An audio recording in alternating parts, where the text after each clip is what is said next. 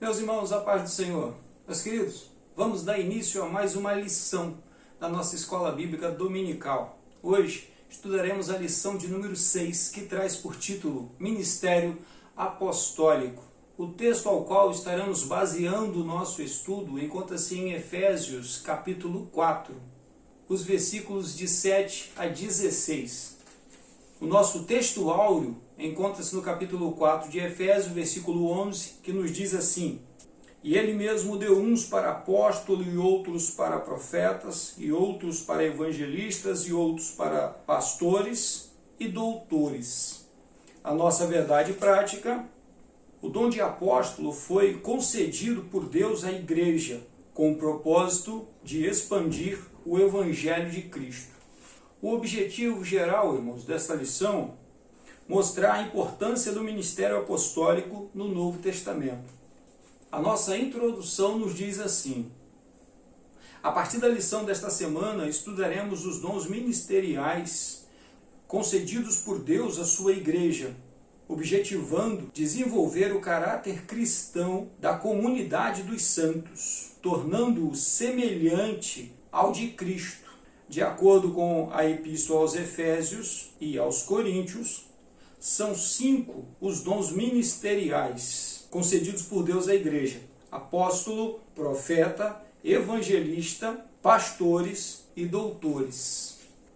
Portanto, irmãos, terminamos na semana passada o primeiro grupo, que é o grupo dos dons espirituais, e a partir de agora iniciamos o segundo grupo, que são os dons ministeriais. Hoje, a primeira lição vai falar sobre o ministério de apóstolo. E estes são enviados na missão de dar continuidade, de expandir a obra que o Senhor Jesus iniciou.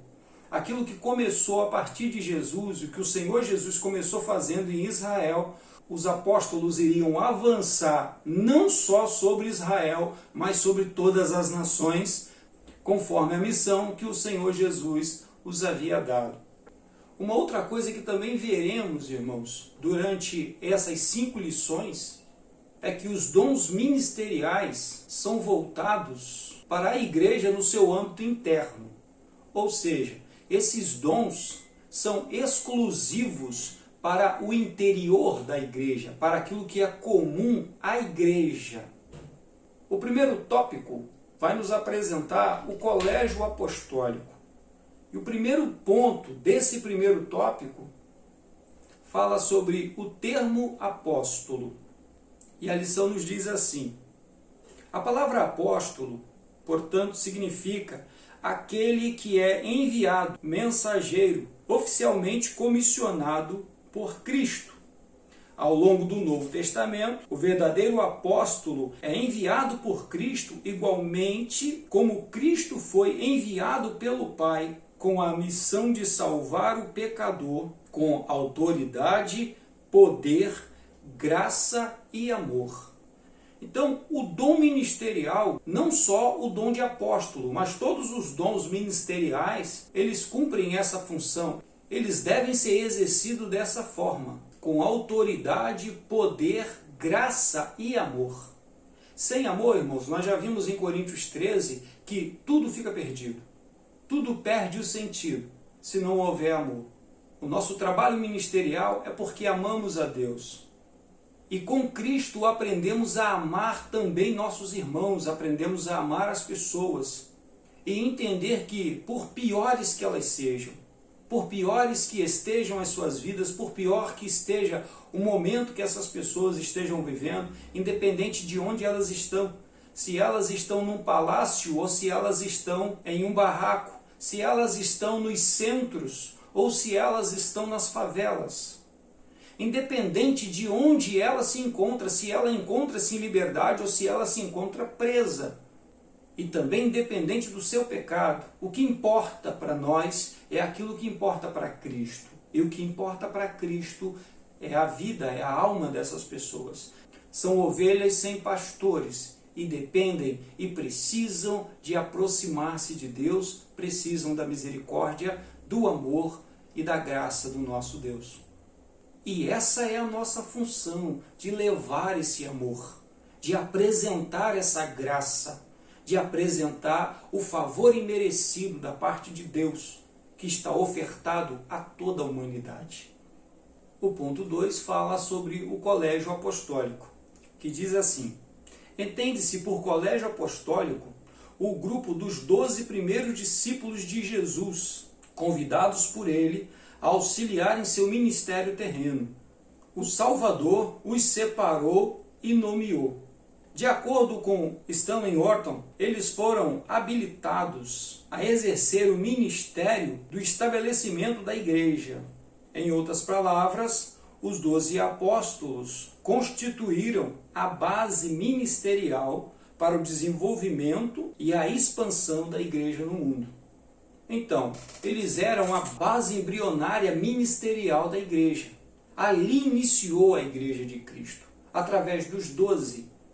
Através dos apóstolos de Cristo, iniciou-se a igreja de Cristo. Foi assim que começou os trabalhos.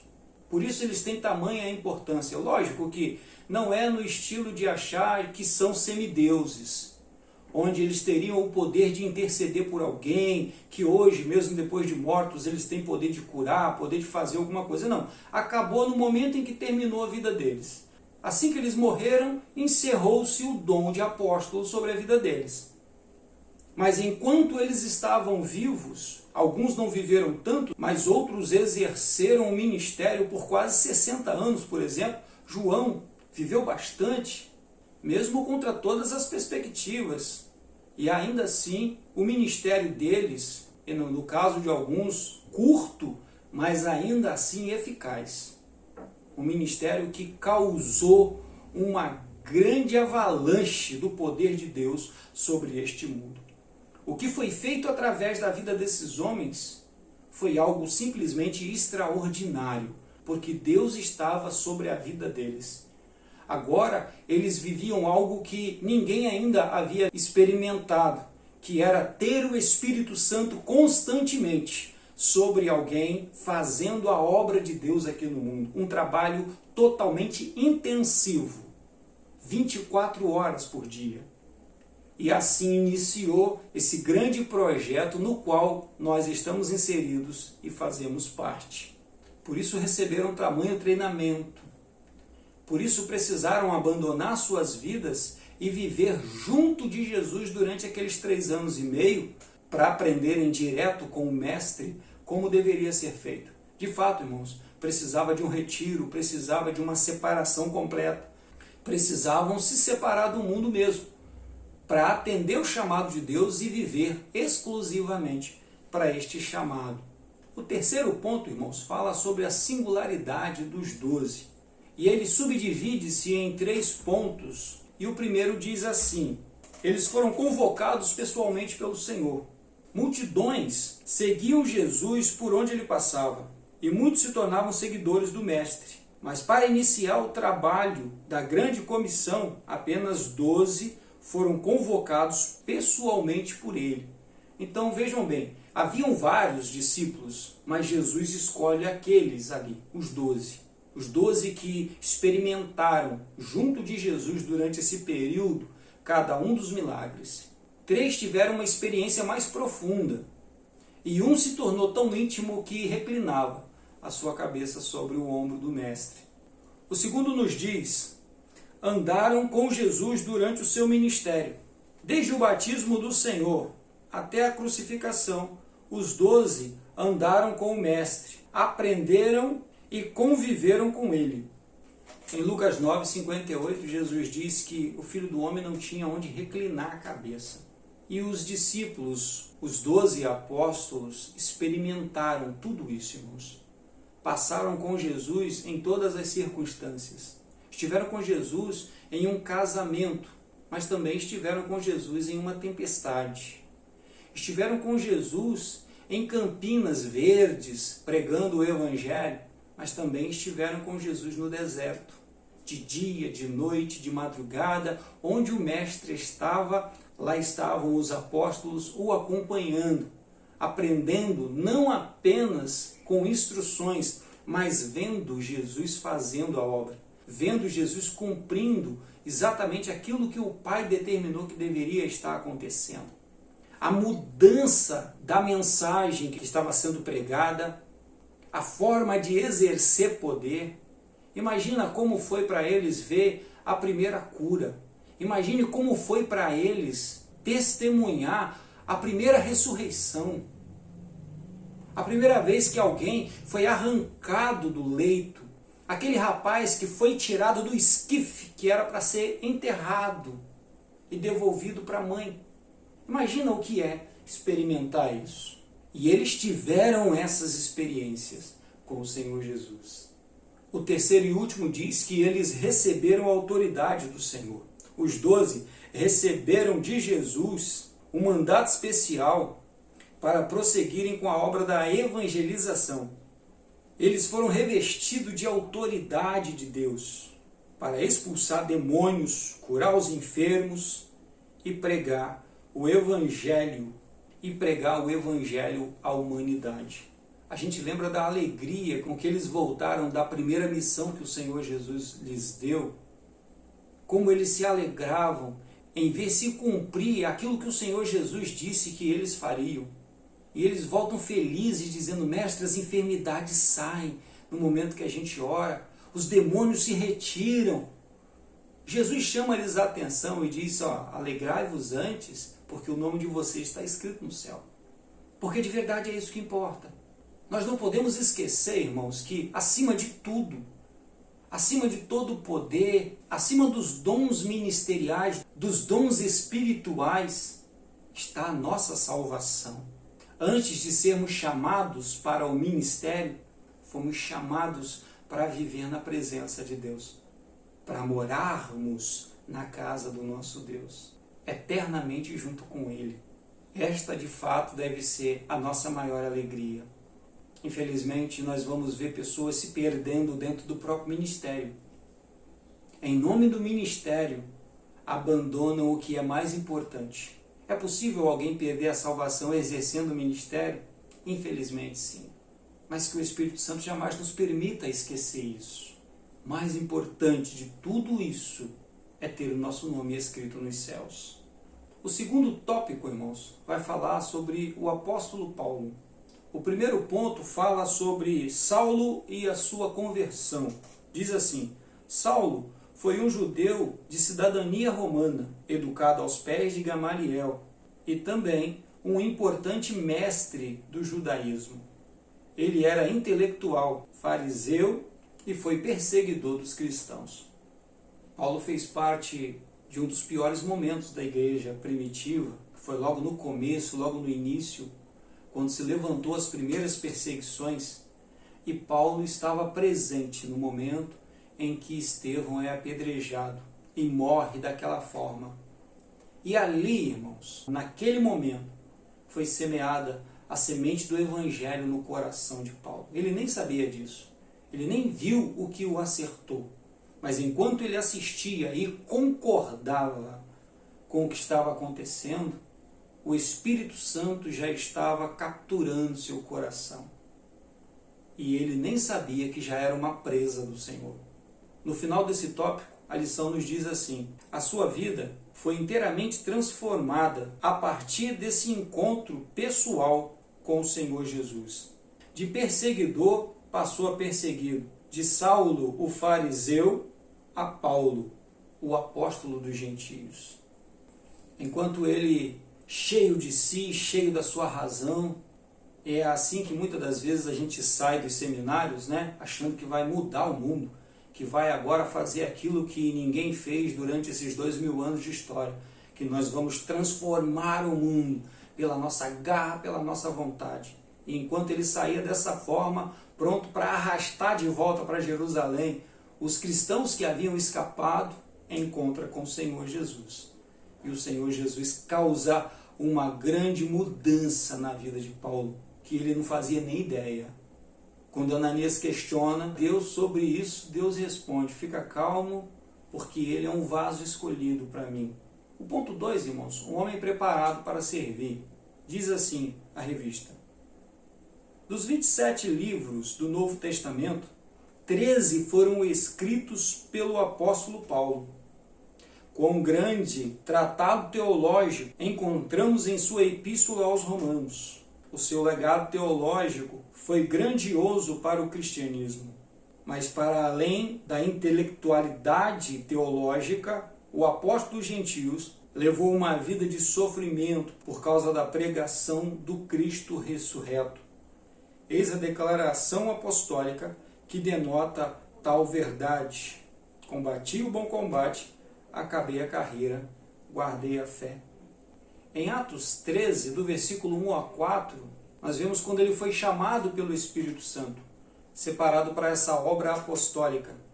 E diz assim: na igreja que estava em Antioquia havia alguns profetas e doutores, a saber, Barnabé, Simeão, chamado Níger, Lúcio, Cirineu, Manaém, que foram criados com Herodes, o tetrarca, e Saulo.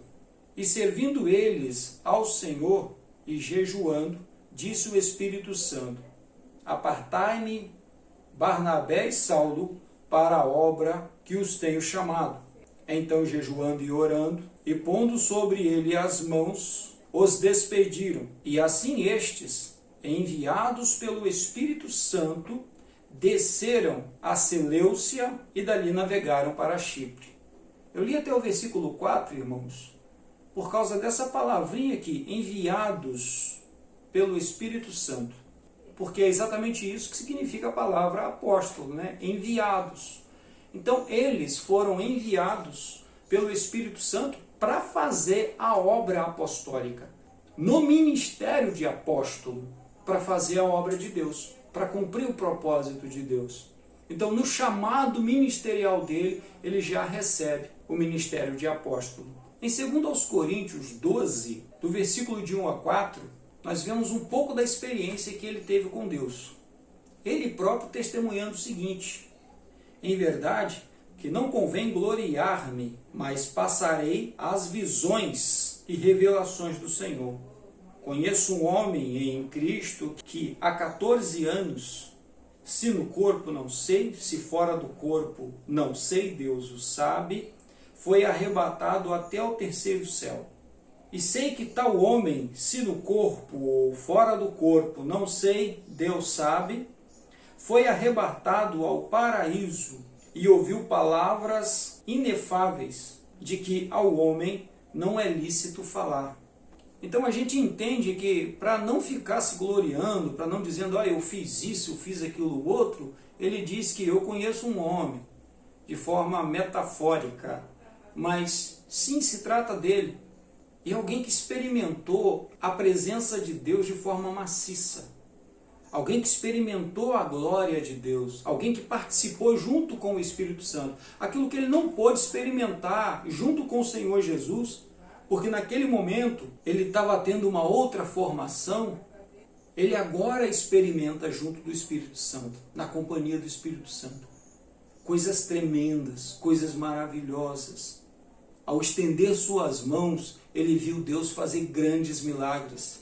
Ao pregar a palavra de Deus, ele viu o Espírito Santo cooperando e fazendo grande obra, restaurando vidas, edificando comunidades, e por onde este homem passava, largava um rastro de igrejas edificadas, almas restauradas, homens e mulheres de pé na presença do nosso Deus. Olha que coisa linda.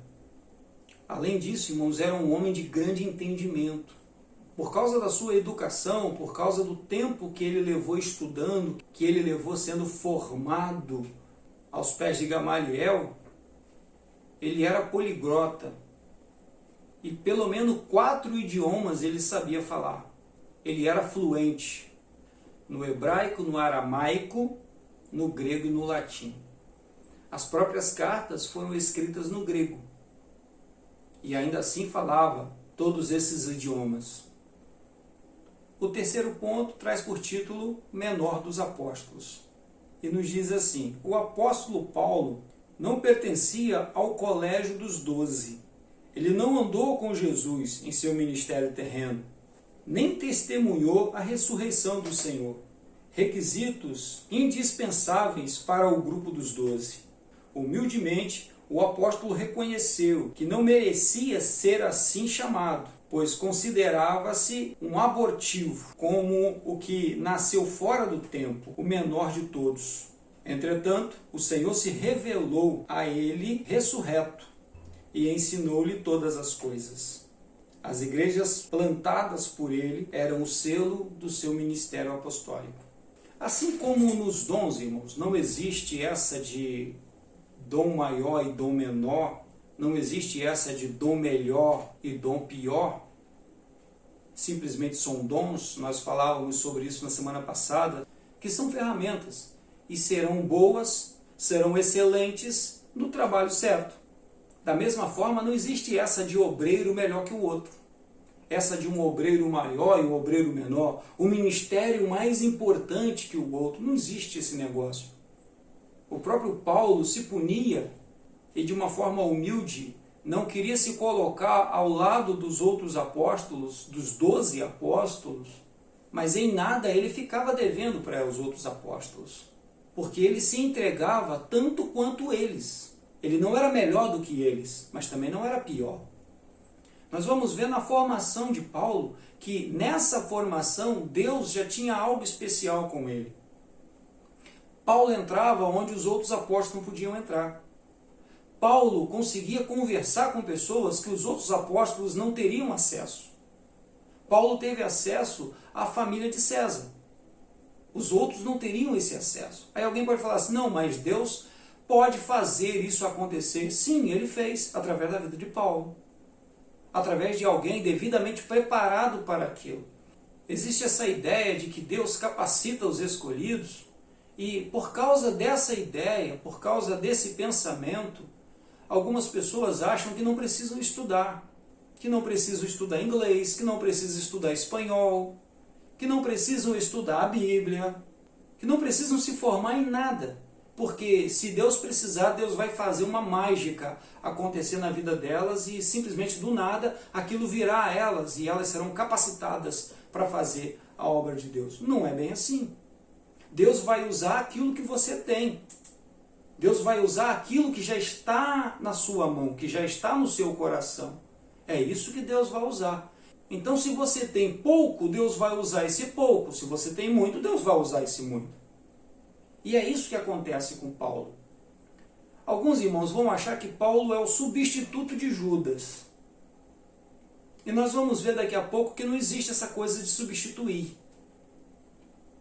Paulo não era substituto de ninguém. Paulo era o apóstolo dos gentios. Judas não seria o apóstolo dos gentios. Ah não, quem substituiu Judas foi Matias. Também não sabemos. A Bíblia não se preocupa muito em falar sobre isso. Mas infelizmente Judas perdeu. Não só o seu apostolado, perdeu a salvação. Perdeu o reino de Deus. Mas enquanto eles caminhavam com o Senhor Jesus e aprendiam diretamente com Jesus, Paulo estava estudando o grego. Enquanto eles estavam caminhando com Jesus, enquanto eles estavam vivendo as suas vidas, pescando antes de Jesus, Deus já estava preparando Paulo nas letras, nas culturas, para ser exatamente isso que ele foi. Veja bem, o histórico ministerial desse obreiro. Dos 27 livros, o homem escreveu 13. Ou seja, isso já era a ferramenta que já estava nele antes dele se converter, antes dele encontrar com o Senhor. Mas tudo isso já era Deus preparando ele para esse ministério. Nenhum deles, irmãos, foi preparado do nada. No momento que encontrou com o Senhor Jesus, começou a ser preparado. Todos eles tiveram as suas vidas de preparação. Então, a diferença de Paulo para os demais apóstolos é que Paulo foi treinado em um outro lugar. Paulo foi treinado em uma outra realidade. E quando foi tomado por Deus, Deus o usou nesses termos, nessas condições, com a carga que ele trouxe para dentro do ministério. E isso foi extremamente útil para a Igreja de Cristo naquele momento. E ainda o é hoje. Ainda hoje se faz necessário que nos preparemos da melhor forma possível. Que estejamos antenados com o que está acontecendo à nossa volta. Somos servos da Igreja de Cristo. e devemos atender ela naquilo que ela necessita. O terceiro tópico, irmãos, fala sobre a apostolicidade atual.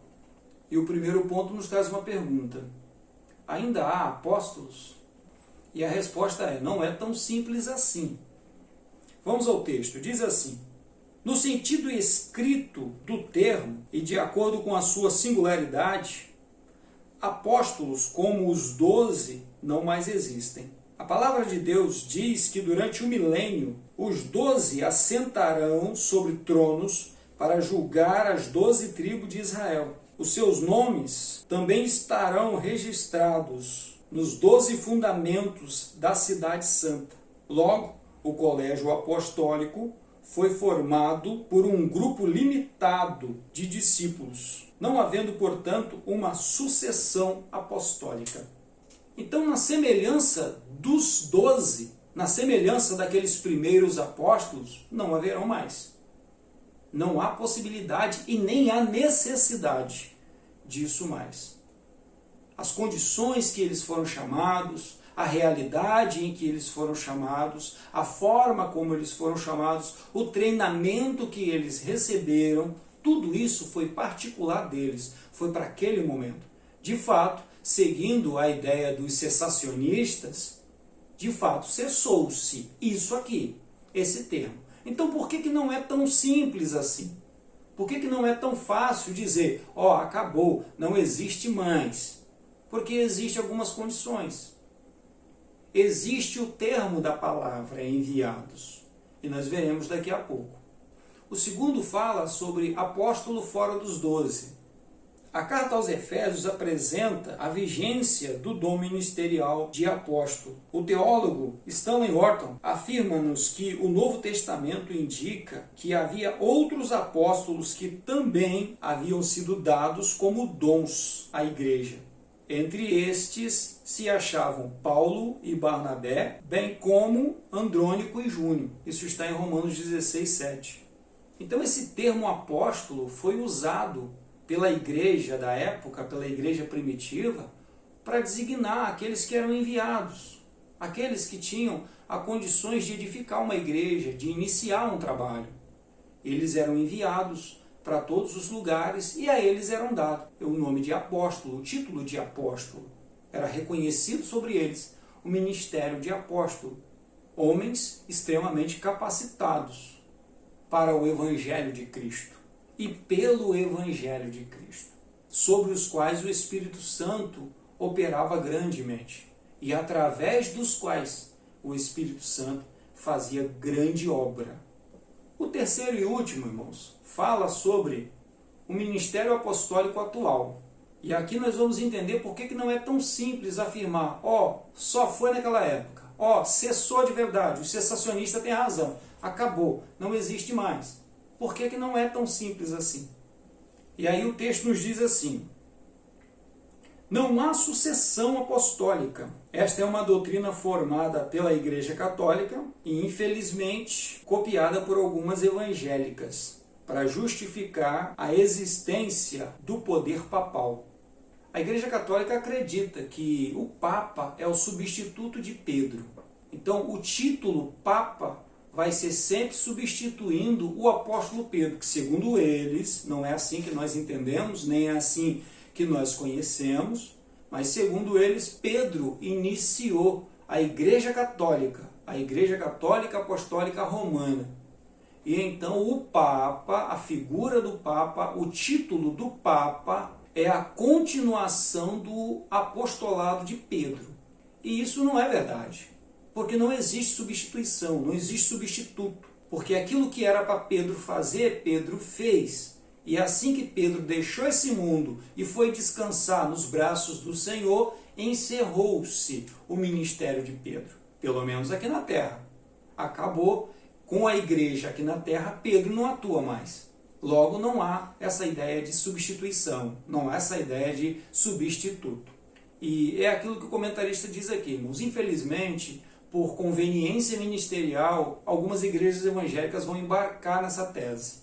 E, infelizmente, por causa de vaidades, né, irmão? Por causa de títulos.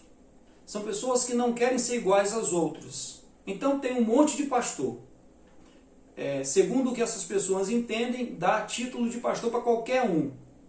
Então, essas pessoas querem se destacar. Então, elas se autoproclamam apóstolos. Então, é apóstolo fulano, apóstolo ciclano, isso tudo para dizer eu sou superior aos outros. Eu sou maior que os outros. Isso, irmãos, é uma carnalidade, é uma infantilidade, porque, de fato, o ministério de Jesus é segundo aquilo que a gente viu na vida de Paulo. A humildade. A maior característica de um cristão é a humildade. Quanto mais perto de Cristo, menos a gente se acha. E mais nós queremos servir. Mais nós queremos ser útil a Cristo aqui, junto à sua igreja, aqui neste mundo. Não há espaço para a vaidade, não há espaço para essa necessidade carnal de querer ser superior aos outros. Para encerrar, há um ministério de caráter apostólico. Atualmente, missionários enviados para evangelizar povos não alcançados pelo Evangelho são dignos de serem reconhecidos como verdadeiros apóstolos de Cristo.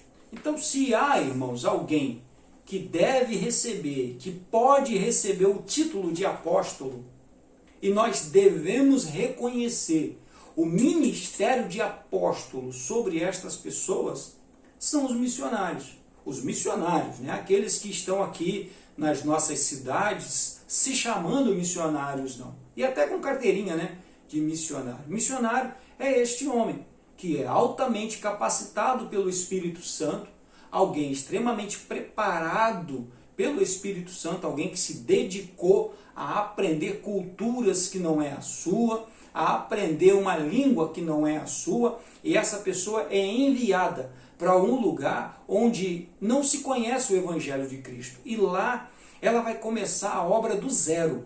Não é esse ministério fantasioso de alguém que abre uma igreja para tirar membros da igreja dos outros.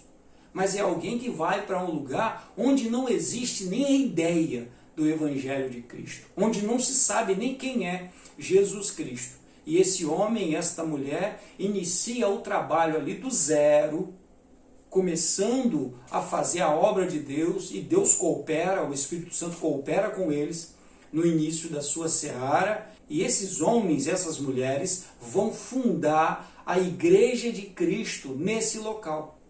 E o Espírito Santo vai trazer as almas até eles, e eles vão discipular, porque este é o objetivo do ministério, que é fazer discípulos, que é ensinar as nações, ensinar a elas o caminho da verdade, ensinar a elas o caminho do Evangelho de Cristo, o caminho do perdão, o caminho da misericórdia, o caminho do amor, da compaixão de Deus.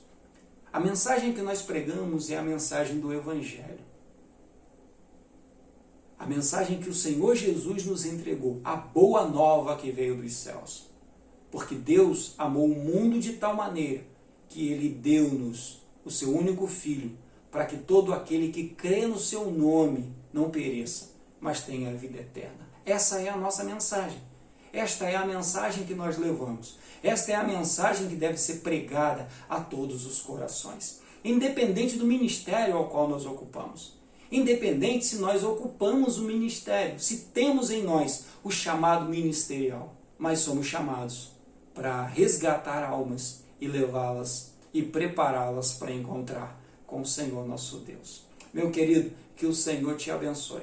Que o Senhor restabeleça cada dia mais a sua vida segundo o propósito dele. Que o chamado de Deus floresça sobre a sua vida e o Espírito Santo te ajude, te capacite e te dê a graça necessária para esse ministério ser colocado em prática e assim o nome de Deus ser glorificado. Que Deus te abençoe e que o nome de Jesus seja proclamado através da sua vida. Amém? Fique em paz.